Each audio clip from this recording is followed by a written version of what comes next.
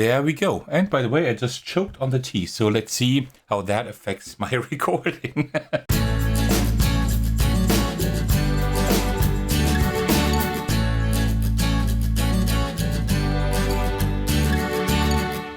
Hey everyone, this is Thecos, and today I will bring you my preview of Crownfell. This is a tactical two-player game. It's a little bit chess-like, where you have specific cards or characters that can like move in specific ways and capture other cards in other specific ways. Very, very interesting game. So this will go live on GameCrafter at the GameCrafter crowd sale on November 18th, which is a Tuesday. And the print and play already should be live since November 14th, which was Friday. So if you like what you see here today, you know where to get the game. This is just a game with 18 cards. So printing that is like really easy, except if you want to do the solo mode, but we'll talk about that in just a moment. So how will I structure today's video? I will do it a little bit differently than usual. So first I will give you like an overview over the two-player game and tell you how that works. It will not be a how to play, but just like a video where I explain like the main basic concepts. And after that, I will give you a full one-player playthrough with the solo expansion. I have printed the solo expansion out myself because this one doesn't exist in physical form yet because the rules are still being ironed out, but it will be also an expansion, like something you can add on during the GameCrafter crowd sale. All right, so before we get started, as usual, grab yourself a cup of tea and let's do this. All right, there we go. And by the way, I just choked on the tea. So let's see how that affects my recording. All right, so how does Crownfell work? Well, let me just unpack this and I will just like show you around. The cool thing is like in some GameCrafter games, you have like the setup and the rules like on the packaging. So if you know how the game works, you can just do it with this with these instructions. Actually, I think you could even play the game with only these instructions, right? Just if you need like a little bit more detail, you can look online. There's even like this really nice setup image here, right? So this game consists of 18 cards. One of them is the crown card. I will get to that in just a moment. And the other cards here are the character cards. How it works is that first you pick colors, you put that like half of the table, so to speak, which I can't like show you on camera now, and then just flick it up into the air. You can also just do it like this, right? And then here you see white would then begin, right? So, but let me put black in the middle because white is never that great to actually capture here on video. All right, just like that. And then for the other cards, what you do is you like draft like the teams. That means you shuffle all character cards. You deal 8 cards in a row between you and the opponent, and starting with white, which will be the other player now. You just alternate taking 1 card at a time until each player has 4. That's it. For the first game, it is recommended that there are like specific cards that you take. For the one player, we would have the Harbinger, Monarch, Pyro, and Vampire. And for the other player, we would have the Guardian, Stag, Beacon, and Angel. And all the other cards are removed from the game. So we'll just put those aside. Then you build the board by just putting the crown card in the middle of the table. And you just imagine like a 5x5 grid around it, right? So 5 cards here, 5 cards there, and then like a grid here. Then the row closest to you is the home row. And the other row at the very top is like the opponent's home row. The crown space itself is an open space. So that means pieces can actually move on it, right? So, and like every player just takes their cards. So I would take these, for example, and the other player would take the white side. You just turn them over. These are like actually the same cards, right? These are just like color inverted here, and just a different card, right? Otherwise, they're exactly the same. That's one player, and the other then is black. So let me just put the second player up here, and I will just be here. All right. So on your turn, you do one main action, and you can choose one of 3 main actions. One of them is deploy. Deploy means you take a card from your hand and put it like in an empty space in your home row. So for example, I would just put like maybe the Harbinger down here. Let me just put it here because that makes more sense.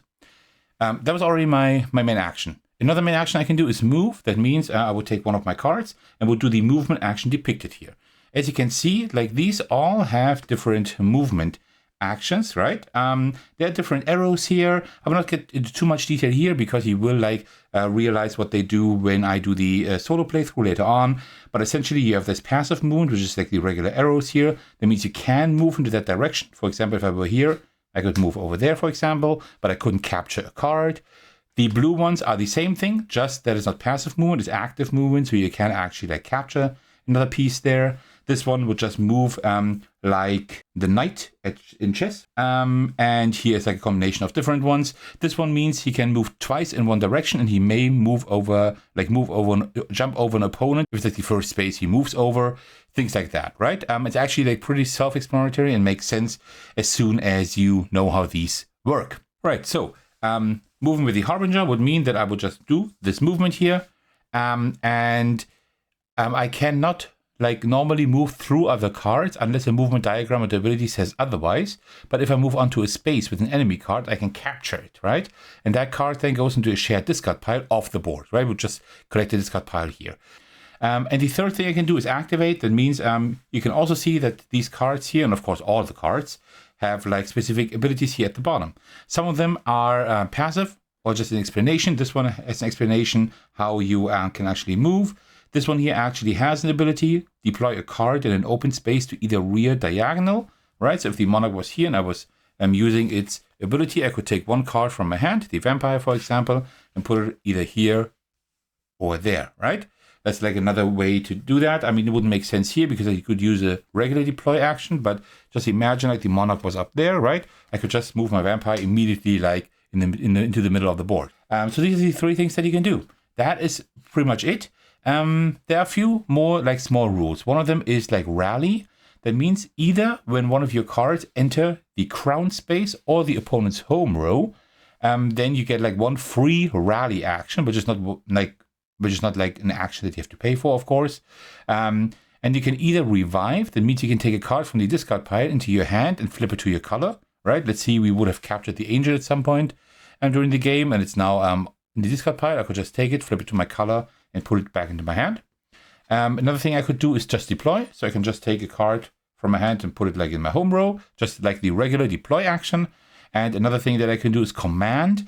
That means I can make a passive move with another allied card. So let's say the Harbinger would actually enter the home row of the opponent here. Then I could take the Pyro and do like one passive action, passive move into any direction like this. Passive move, remember, means that I couldn't capture a card. So these are the things that I can do to rally. You only rally when you actually enter the crown or the enemy home row, because if you're like, for example, already in the home row of the enemy and you move to the left, I mean, with the Harbinger, I couldn't do that, right? But let's say it was the monarch here, and I would move to the left. This is not a rally action, right? Because I'm already in the home row. I actually need to exit the home row and enter it again, or enter the crown. That is possible.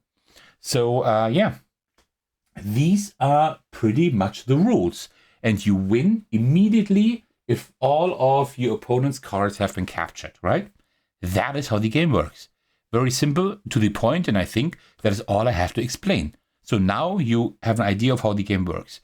But do you want to see how the game works? Well, let me actually play the solo mode that comes with the campaign, with the crowd sale on GameCrafter.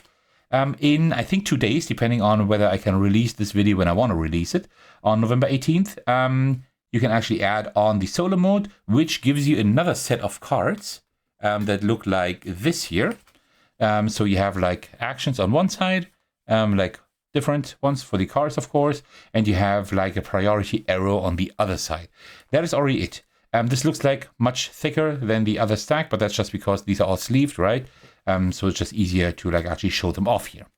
Okay, so let us get ready for the solo mode, and then we can start playing. So for the solo game, what you do is you place the crown card in the middle of the table, just like in a normal game. It doesn't really matter which side you place this on. Doesn't really matter. Then you take all the character cards. You usually shuffle them and deal 4 to your hand. These are your starting characters. And the remaining deck will then be flipped to the white side for the enemy, for the opponent.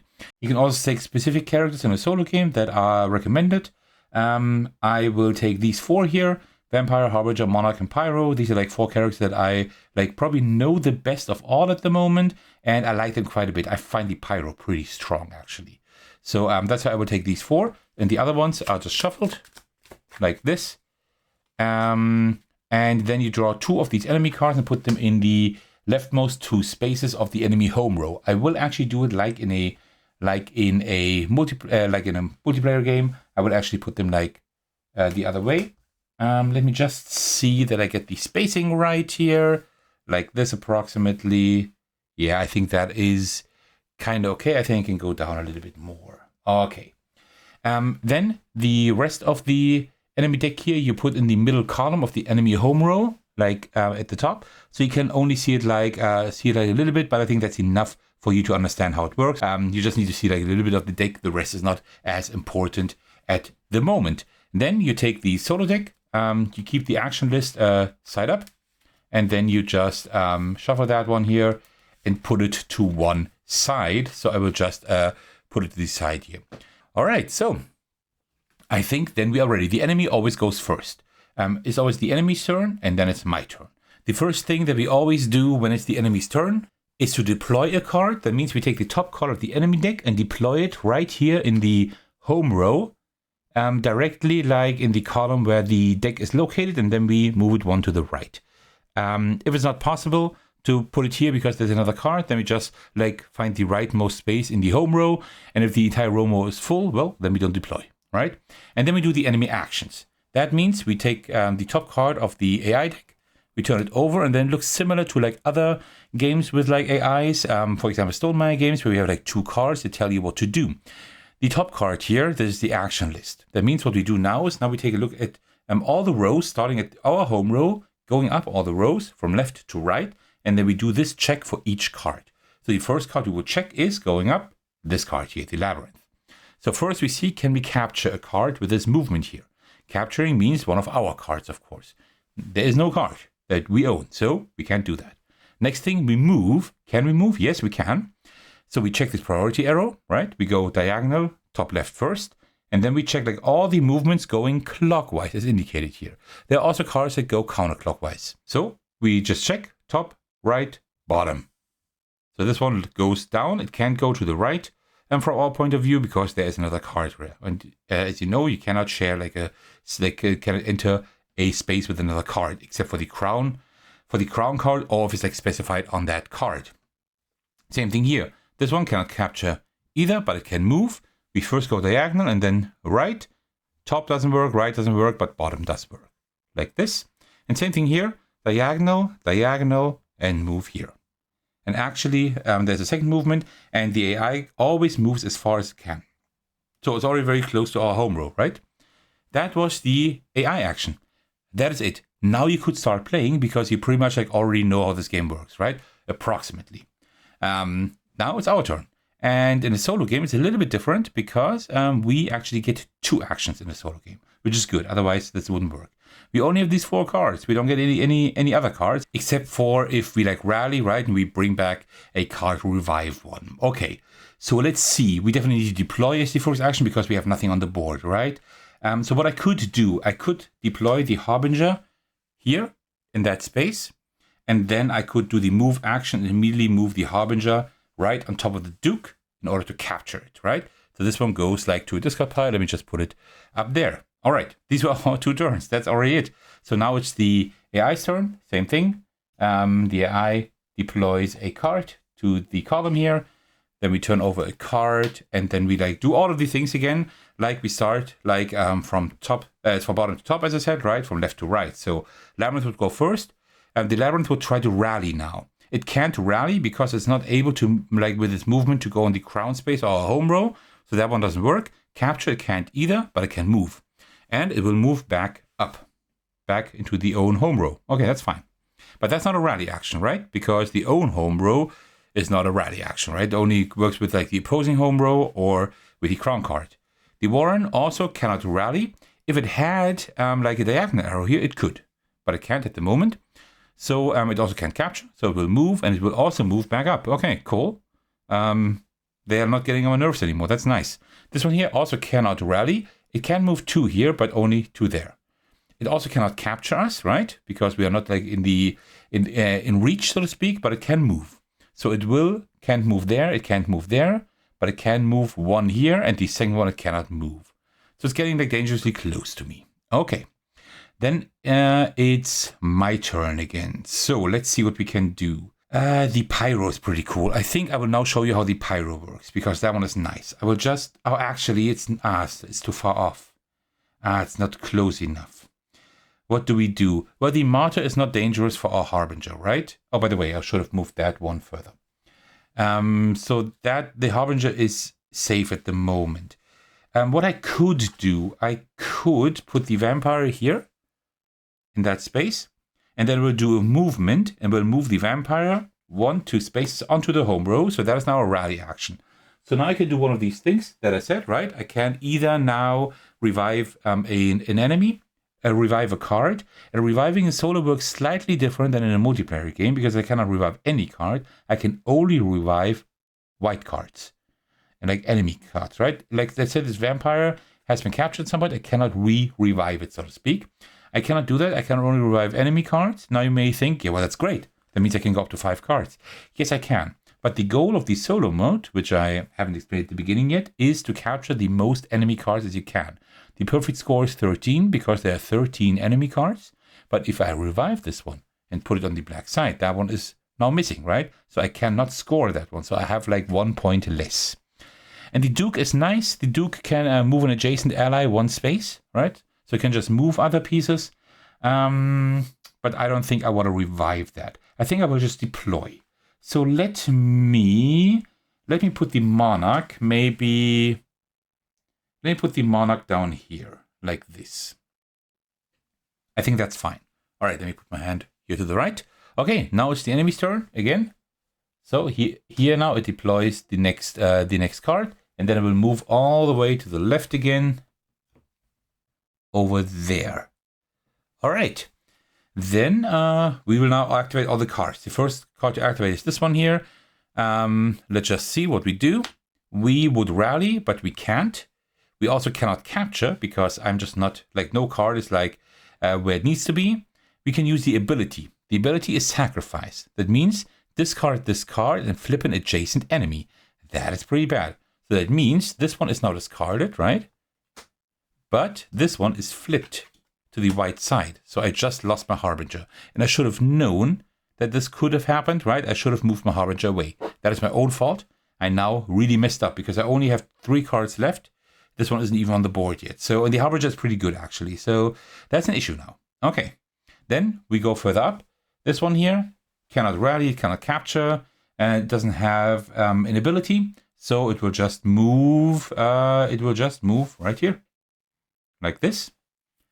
Then we have the Warden. The Warden also cannot rally, capture, or use the ability. So also just move right here. And then the Guardian cannot rally. It cannot capture. It also doesn't have an ability. It is just like defending adjacent cards. So it will move. It will move actually twice in the direction, but it can only move once. All right. Then it's my turn again. Let me think. What do I do? I think I need to capture a few cards. I can capture 1 card at least. You know what? Let me do it like this. Let me move with the vampire up here to capture the Warden. And then I will move back with the vampire, back on the crown space, which is a rally action. And I will deploy the pyro. The harbinger will come here next round maybe, right? So it may make sense to put him here, like this. Then I might be able to capture the harbinger next round when it moves here. It's possible. All right, that was my turn. I have no hand cards anymore, right? So I'm not able to deploy anymore. I have to make do with these 3 cards. I might want to try to actually get, like, revive a card. I should have just done that, but I wanted to deploy all my cards first. All right, so it's now the enemy's turn again. The reflection is being deployed here. We move that 1 further to the right. And let me just see what we have here. All right, so we will start with this card here. This card cannot capture, but it can move. So it will move right like this. And now it is in my home row. That means that it now can do a rally action. And what it will do is now it will just do a rally action, means just deploy the next card from the deck. All right, so now I already have like 5 cards I need to deal with, right? I had like one game, I think it was my last game, where I had all enemy cards on the board. I was able to win. Like, there is no winning really in this game. Winning would be probably to capture all cards, right? But you try to capture as many cards as possible. That's like what you're trying to do. And I actually captured all the cards. I managed to do that. So that was pretty cool. All right. Then the next card, this one here, cannot capture, but it can move. And it will move 2 to the right. Oh, it's getting dangerous here, but it's now in front of the vampire. And I have an ability here that means an enemy directly in front of the vampire is locked. So that one cannot move anymore as long as the vampire is there. That's pretty nice. That's why I like the vampire. All right, this one here cannot capture, but it can move. And it will move to right here. This one cannot capture, but it can move twice here. This one actually can also move like over boundaries, right? If it moves to the left here off the board, it will appear on the right again. That is pretty crazy. And like also like top bottom and vice versa. Okay, and this one also cannot capture, but it can move, and it can actually jump over that card here because it has that arrow for that. All right, so you see, it's getting quite dangerous here, all of that. Okay, so my 2 actions now. I definitely need, okay, what I will do is I will, yeah, I might have to lose the vampire, but let's see. I will move with the pyro back here in order to capture the harbinger. And then I will use the ability of the pyro, which means is I can capture a card 2 spaces to the front and ignore any cards in between. That's a fireball, right? So we'll just cast a fireball at the angel and also capture that one. All right. See, I'm not doing too bad at the moment. And now I probably jinxed it. Okay, so the beacon will be deployed here. We go further here. Did I draw a card last round? I hope so. Okay, so now we will take a look. This one cannot capture anyone, but it can move and will move here, of course, in order to rally. So that means the next card is deployed. Ooh, not too good. This card here cannot capture, but it can move. It can also move here. And another rally action. Okay, this is not great. I'm not happy with where this is going.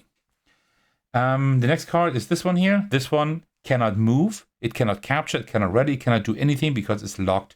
It's like locked because of the vampire. The beacon cannot capture, but it could move, but only here to the left.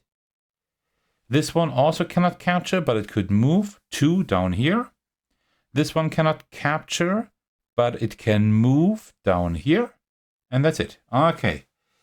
So this one is still locked, but here I'm having issues now, right? The vampire is now in danger. So let's see what we can do. The guardian will most likely move next round and defeat my pyro, which isn't great. But I could take 2 cards with me right now.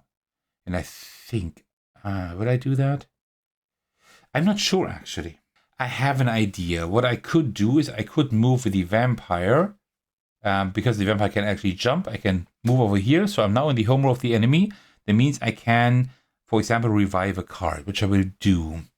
Let me just see which card I want to take. Because I'm actually not losing points really because the enemy got 1 of my cards, right? So I can like just take 1 back. The Harbinger is pretty cool. The Warden also isn't too bad. The Martyr is pretty cool. This way I can like convert other cards. I think I will take this one. So I will just take this, turn it to my side and just put it in my hand. And then I could move back with the vampire again, but it's like so dangerous, right? This could now be captured by this card. I could just use my pyro and throw a fireball there to the stack, but the guardian will most likely capture my pyro. Maybe not. Maybe I'm lucky and the guardian will move away, right? It is possible, but it could only move up. So yeah, it's not very likely. Yeah, but I think there's nothing else I can do. You know what? Let me shoot with the pyro. Yeah, let me shoot with the pyro right here and get rid of the stag. Okay, so it's the it's the enemy's turn. So right here and there. And now we do all the stuff. So let's see. This one will now capture. Yep, it will capture my card here. That's pretty bad. I think I might... Oh, no, wait. I put it on the black side. I think I might be losing now. Then, oh, I should have started on the left. Sorry. This one would also capture my card here. And with that, I'm almost done. Yeah, honestly, this one would also capture my card, right? So I would now have lost, so to speak. Okay, that wasn't a very good round at the end. I had it under control at the beginning, but not at the end. All right. It's a shame because I have won the game quite a few times, the solo game here, right? But this time I couldn't. And just like when I have the camera rolling, I didn't win. So what we do now is at the end of the game, we just take the stack of captured cards and then we count all of the white cards, right? The ones that I captured. Of course, if you play with white, you would count the black cards. 1, 2, 3, 4, 5. Only score of 5. 5 of 13, right? 13 would be the max score. Actually, that's how it is said in the rules, but actually the max score could be higher if the opponent actually gets one of your cards, like it got my Harbinger here, right? All right, and that is how you play the game. Before we go into my review, just a few small disclaimers, and that I should have given you at the beginning. But first of all, this is still a work in progress, especially the solo rules, right? These are still being ironed out. I actually talked to Mike Berg, the designer of the game, about the solo mode and told him what I think about it. Yeah, it is still being in progress, but it is in a very good place in my opinion. As this is a work in progress and I'm doing a preview and everything, and this is not really how to play, it's possible that I made a few mistakes here or there. I hope not. And if I did, I hope I will catch them while editing, but I can't really promise you that. But yeah. So just with these disclaimers out of the way, we can now get into my review. Let's start with the artwork. The artwork fits the theme really well. It has that dark, slightly high fantasy vibe that matches the tone of the game perfectly in my opinion. I especially like how the black and white sides simply invert the colors. It's a small thing, but it looks pretty cool actually. One card I really enjoy is the Martyr, the one that I just captured. It's such a clever design with the second wolf being in here, right? You can see it, right? The silhouette here. I like this design really a lot. The iconography and overall card layout are also very well done. You can immediately see what each card can do, how it moves, how it captures, and how its ability works. That keeps the game intuitive, and there really aren't many edge cases or rule questions, at least not in the regular two-player game. The game itself is quite strategic. You can easily find yourself thinking several turns ahead, which might lead to a bit of analysis paralysis for some players. Personally, I think Crownfell shines brightest when played tactically, focusing on the next 2 or 3 turns instead of trying to plan too far ahead. Despite its small package, there's a lot of game here. You only use 4 characters per side in a 2-player game, chosen from a larger pool, which creates a lot of variety and interesting combinations from one match to the next. But also in the solo game, you only use 4 cards, right? So you can replay the game quite often. I also like that you can draft your characters at the start of the game. It's a neat addition that adds even more replayability. And for those learning the game, as I showed you, there are a few beginner setups that make it easier to get started. A very thoughtful touch. This is a very solid design overall. Simple, elegant, and surprisingly deep for its size.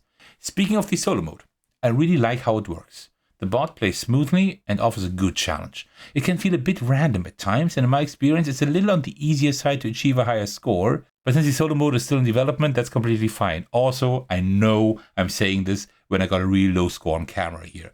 But believe me, I have actually had a few perfect games. But generally, I actually think the solo mode is in a really good place already, and it will only improve as it's refined further, I'm sure. All in all, Crownfell is a clever, compact, 2-player game that delivers a lot of depth with just a few components. It's strategic, but accessible, visually fitting, and just a well-crafted design overall. The solo mode in development is already really promising, and I'm excited to see where it goes. I'm definitely going to follow the crowd sale. And if you liked what you see here today, you should as well. You can download the print and play already and play the game right now. You can also wait for the crowd sale on November 18th and then get the physical version of the game. Well, that concludes my showcase and review of Crownfell. I hope you enjoyed the video. Thank you so much for watching and for sticking to the very end. As usual, my thanks goes out to all of you. A special shout out to my generous patrons. The biggest thanks go to Thecos for supporting me at the highest tier. Thank you so much for that. I truly appreciate that. You can also support me by watching, liking, and commenting on my videos, subscribing to my channel, supporting me on Patreon, and joining my Discord server to hang out with me in my amazing community. All right, thank you so much for watching. I'll see you in the very next video or my Discord server. Take care, everyone. Stay safe and cheers.